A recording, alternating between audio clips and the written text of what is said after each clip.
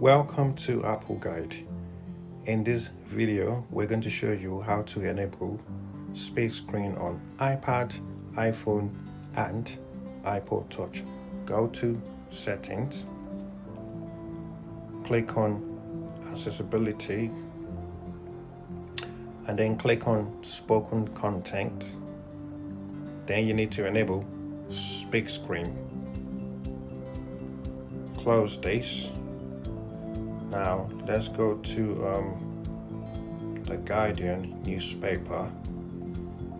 Right, so what you do here is you just scroll down with two fingers.